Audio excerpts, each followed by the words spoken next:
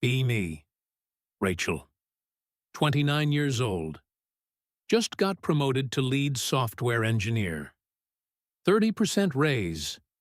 Finally cracked six figures after busting my ass for 5 years at this startup. Can afford the bougie coffee shop without feeling guilty. Married to Daniel for 4 years. Together for 6 total. He is 31, works as a graphic designer, freelances from home most days. When we first met, I thought it was so hot, how handy he was. His grandfather was a mechanic. Taught Daniel everything: car maintenance, basic carpentry, appliance repair, all that practical stuff. I grew up in a city apartment. Parents just hired people when stuff broke. Never learned to fix anything myself. Early in our relationship, I showed him off to everyone. Oh my God, Daniel rebuilt the washing machine motor this weekend. I am so lucky to have him. But after a few years, it just became normal. Yeah, he fixes things. That is what he does. I stopped appreciating it. So last month, I am out with my co-workers Lisa and Carmen, celebrating my promotion at this rooftop bar. 4 cocktails deep. Lisa, who is always the most vocal about politics, starts ranting. "Women do not even need men anymore," she says, waving her martini around. "We make our own money. We can support ourselves. We have technology for everything else. What is the actual point of them?" Carmen just got out of a bad breakup. She is in full "men are useless" mode, nodding along enthusiastically. "Honestly, I am happier single," she says. "No more dealing with their emotional labor. I am sitting there feeling myself, riding the high of my promotion, making more money than I ever have. And I am like, you know what?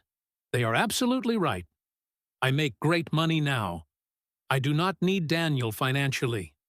I am a whole independent person. I get home around midnight. Definitely drunk. Daniel is in the living room, tools scattered everywhere.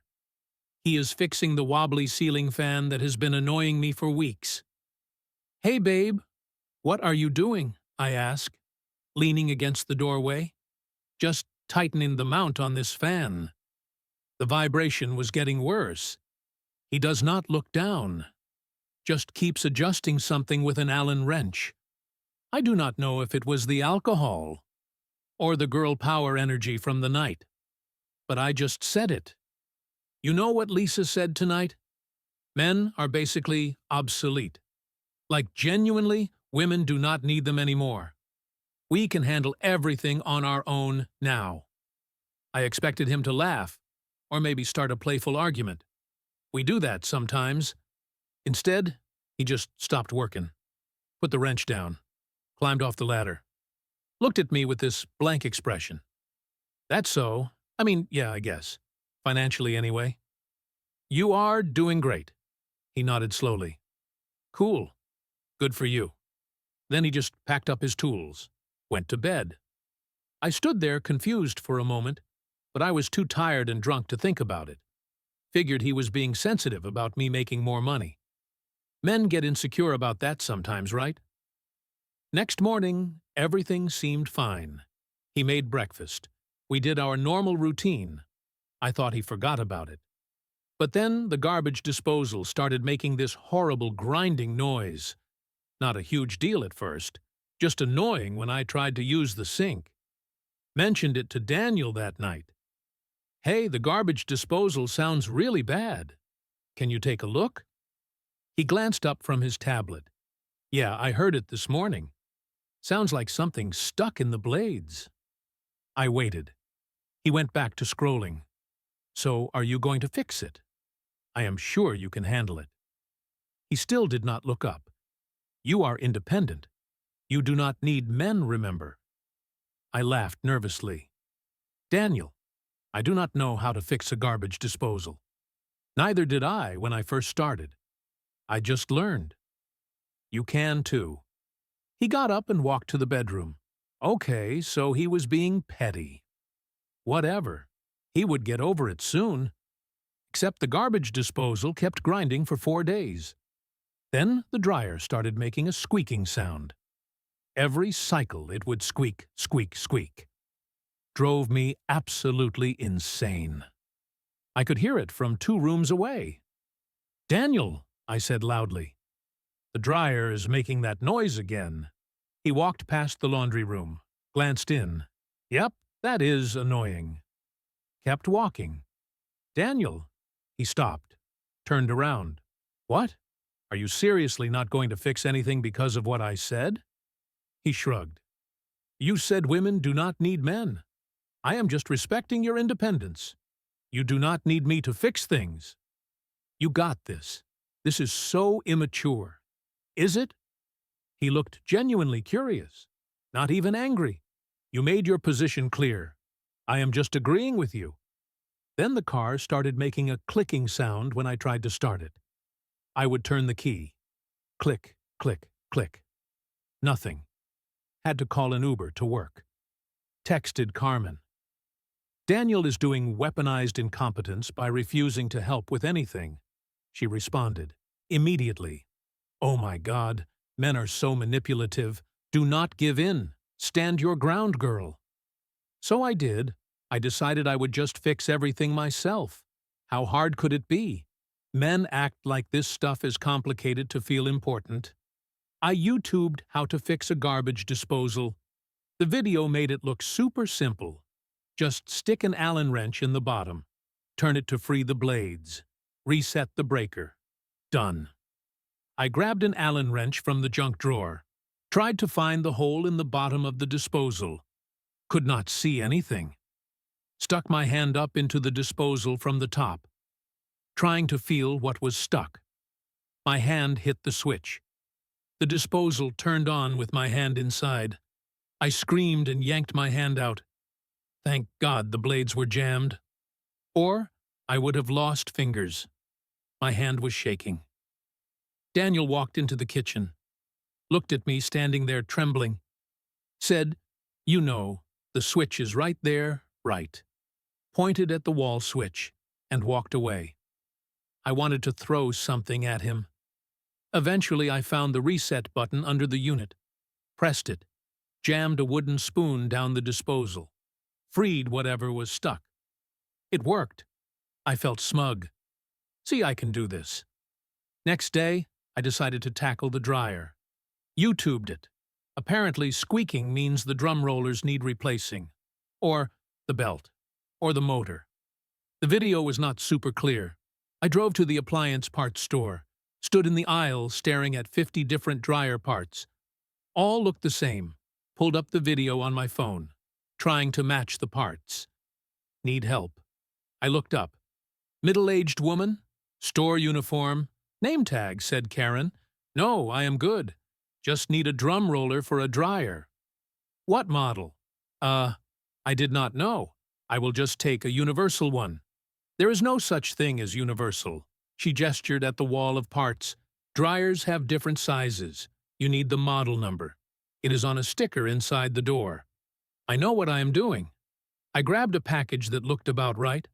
Okay, but if it does not fit, we do not do returns on electrical parts. Whatever. I checked out. Got home, pulled the dryer apart. Took me an hour just to get the front panel off. The roller I bought was completely the wrong size. Did not even come close to fitting. I sat on the laundry room floor, surrounded by dryer parts, wanting to scream. Stupid Karen. If she had just helped me instead of being condescending. For the car, I was more confident. Clicking sound means dead battery. Everyone knows that. I drove to AutoZone, bought a new battery, $200, watched a YouTube video in the parking lot. Unscrew the terminals, pull out the old battery, drop in the new one. Reconnect. Easy. I popped the hood, stared at the engine. There were like 6 different things that could be the battery. Found something that looked right. Tried to unscrew the terminal. Wrench slipped. Scraped my knuckles on something sharp. Started bleeding. Kept trying. Finally got it loose. The battery was so heavy, I almost dropped it on my foot. Got the new one in, connected the terminals, felt like a badass, turned the key. Click, click, click. Still nothing. I wanted to cry. 2 weeks in, the house was a disaster. Garbage disposal worked, but I had a cut on my hand from the reset button that got infected. Dryer still squeaked. Car still did not start. I had to Uber everywhere. Then the toilet started running constantly. That sound of water just flowing non-stop. I could hear it from the bedroom at night, keeping me awake. Went to Daniel in his office. "Daniel, the toilet will not stop running." "Yeah, I can hear it." He did not look away from his screen. "Can you please just fix it?" He looked at me. "I thought you did not need men." "Oh my God, you are really going to do this? This is our house. This affects you too. Our house that you do not need my help maintaining." His voice was so calm. Made me want to scream. "You are being such a child right now." "Am I?" He leaned back in his chair. "You said, 'Women do not need men anymore.' Those were your exact words. I was drunk. So you only tell the truth when you are drunk. Interesting. You are punishing me." "I am not punishing you, Rachel. I am respecting your stated position. You said you do not need me. So prove it." I was furious. This man was going to let our house fall apart because his ego was hurt. Fine, I will. I called Lisa and Carmen. "Emergency Girls Day this Saturday. We are fixing my house ourselves and proving how stupid Daniel is being." They were immediately on board. "Yes, we will show him." Men think they are so special. Saturday afternoon they showed up. Lisa in brand new overalls, clearly bought just for this. Carmen in yoga pants and a tank top, like we were going to Pilates, not doing repairs. "Okay," I said. "We are going to fix that toilet. How hard can it be?" We went into the bathroom. I had watched a YouTube video that morning. Usually it is just the flapper valve. Cheap rubber thing. Replace it and done. I opened the tank, stared at the parts inside. Nothing looked like the video. "Okay, so that is the float." Lisa pointed. "And that must be the flapper." She grabbed the rubber flap at the bottom of the tank, tried to pull it off. It would not budge. "Pull harder," Carmen said. Lisa yanked it. The whole mechanism snapped off. Water started spraying, not just running, spraying out of the broken valve. "Oh, shit. Turn it off," I yelled. "How?" Lisa yelled back. Water was spraying all over the bathroom, hitting the walls, soaking the floor. I dropped to the floor, trying to find the shut-off valve under the toilet. There were 2 pipes. I grabbed one and turned. Nothing happened. Tried the other one. Stuck. Would not move. I put all my weight on it. The pipe cracked. Water started gushing out from under the toilet now. Carmen was screaming. I heard footsteps. Daniel appeared in the doorway, took in the scene. 3 women soaking wet, bathroom flooding, water spraying from the tank. Without a word, he walked away. Came back 30 seconds later with a wrench, reached under the toilet, turned the valve. The water stopped.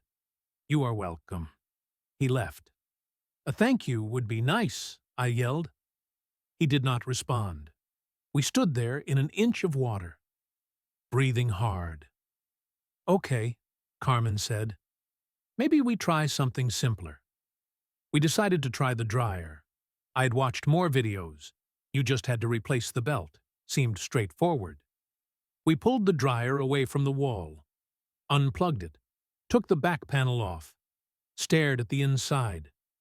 There were belts and pulleys and wheels. None of it looked like the video. "Which belt do we replace?" Lisa asked. "I think that one." I pointed at a thick black belt. Carmen reached in to pull it off. The whole drum shifted. Something metal fell and clanged on the floor. "What was that?" I do not know. We stared at the piece on the floor. No idea where it came from. Maybe the lawnmower, Lisa suggested. The lawnmower had been dead for a month. Grass was getting embarrassingly long. Neighbors definitely judging. We went to the garage. I had watched a video. Probably just needs the spark plug changed. Carmen pulled the starter cord to test it. It jerked back and smacked her in the face. Ow! She stumbled backward, hand over her nose. When she moved her hand, her nose was bleeding. Oh my God. Did it break it? I do not think so.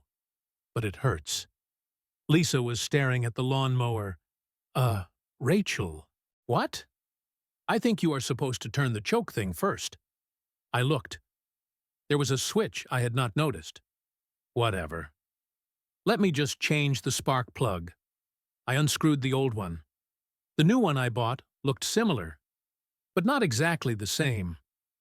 I forced it in. Seemed fine. Tried to start the mower. It made a horrible clanging sound. Then smoke started coming out. I let go of the cord immediately. What the hell? Daniel appeared in the garage doorway, took in the scene. Disassembled dryer, smoking lawnmower, Carmen with a bloody nose, tools everywhere. You put the wrong spark plug in. His voice was completely flat. It is cross-threading and grinding metal. You are about to seize the engine. We almost had it, Lisa said defensively. Daniel looked at the dryer, then at the lawnmower. You are going to burn the house down. Just stop before someone gets seriously hurt. He walked back inside. My face was burning. I felt humiliated, angry at him for being condescending, angry at my friends for being useless, angry at myself. He is such an asshole, I muttered. Carmen needed ice for her nose. Lisa had grease all over her new overalls. The bathroom was still wet. The dryer was in pieces. The lawnmower was smoking after they left. Barely saying goodbye. Clearly done with this disaster. I stood in the garage and wanted to cry, but instead I texted them. Thanks for coming over, Lisa responded. Anytime, babe. Maybe just hire people, though. LOL. I almost screamed. Week 3, I started tracking expenses in my notes app. Plumber for the toilet, $360. Car diagnostic and repair, not the battery. Was the starter motor, $480. Appliance repair guy for the dryer, $190. New lawnmower because I seized the engine, $370. Various parts I bought that were wrong, $150. Total $1,550. I took a screenshot, shoved my phone in Daniel's face while he was reading. Do you see this? Do you see what your petty bullshit is costing us? He looked at the screen. Costing you? I offered to fix all of that. You said you did not need me. I did not mean literally. You knew what I meant? Did I? Because you seemed pretty serious. Women do not need men anymore. That was a direct quote. This is financial abuse. I was grasping now. You are sabotaging me on purpose. He actually laughed. I am not sabotaging anything. I am just not doing unpaid labor. For someone who told me I am useless, unpaid. You live here too. This is what partners do. Partners who appreciate each other. But you do not need me. Remember, you are independent. I wanted to scream. He was so calm about everything. It made it worse. Fine. I was desperate. I will pay you then. What is your rate? He pulled out his phone, typed for a minute, showed me. Average handyman charges $75 to $120 an hour. I spend about 5 to 7 hours a month on home and car maintenance. Let's say $90 an hour. 6 hours a month average. That is $540 a month. We have been married 4 years. That is $25,920. My jaw dropped. You are insane. He shrugged. I am just doing math. You said this stuff was easy, and men just act like it is hard. I could not even respond. Just stood there, shaken. The doorbell rang. Daniel got up. That is probably Mike. He is returning my socket set. He opened the door. Mike, Daniel's friend from his design studio, walked in with a toolbox. Hey man, thanks for letting me borrow this. Saved me on that furniture build. He stopped, reading the room. Bad timing. Daniel shrugged. Just talking budgets. Mike, I said, does not this seem insane? He is refusing to fix anything because I made one comment. Mike shifted uncomfortably. What did you say? That women do not need men. As a joke, obviously. Mike's eyebrows went up. Oh, that is kind of harsh, though. It was a joke. I mean, you posted that thing on social media last month, Mike said carefully. My girlfriend showed me. Something about men being obsolete. I froze. Daniel turned to look at me. You posted it. My face went hot. I had posted something. A quote graphic about women not needing men. After my promotion. Forgot all about it. That was different. That was just social media. It does not count. Right. Daniel's voice was ice. Mike cleared his throat. I should go. Yeah, see you guys. He practically ran. The silence after was crushing. Now it was not just between us. His friends knew. Everyone knew. Daniel went back to his book. Did not say another word. Week 5. I was at my breaking point. House falling apart. Spent over $1,500. Friends would not come.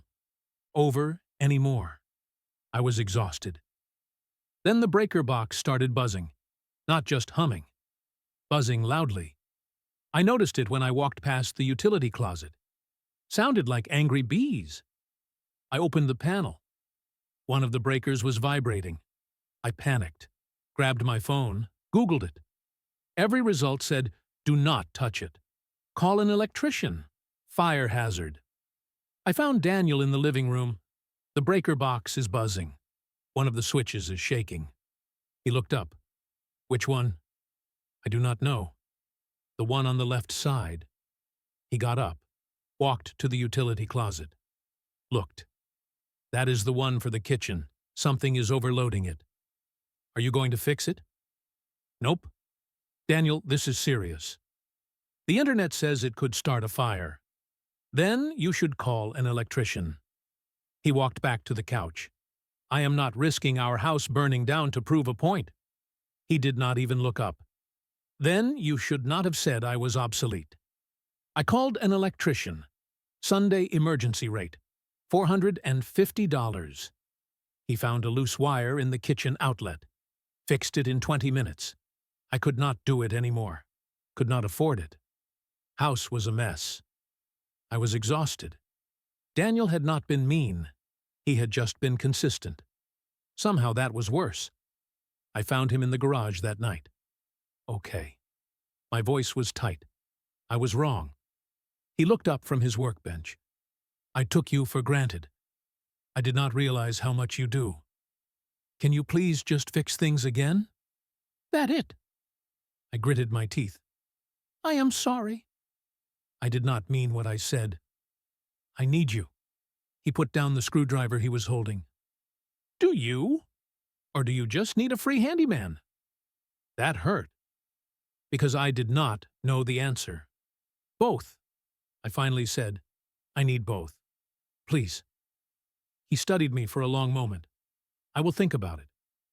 Over the next few days, he slowly started fixing things again. Did not make a big deal. Did not gloat. Just did it. But things were different now. He did not just silently do things. He would tell me, the air filter needs changing. I will do it this weekend. Or that hinge is loose again. Going to take about an hour to fix. And I had to acknowledge it. Say thank you. Actually notice. It was like he had drawn a line. And I had to respect it. Or everything would fall apart again. Honestly, I am still kind of mad about it. He made his point. Fine, he won. But if he was not so sensitive about one comment, none of this would have happened. I was drunk. It was girl talk. He took it way too personally. I told myself I only apologized because I had no choice. House was falling apart. Could not afford to keep hiring people. Last week I was on the phone with Lisa. Yeah, I apologized. I mean, what else could I do? The house was a disaster. I heard Daniel chuckle from the other room. He was fixing the fence gate. Had that little smirk on his face. What? I snapped. Nothing. He hammered in a screw. Just glad we are back to needing each other. Do not be smug. But he was right. I lost this one. And I hate that I have to admit it.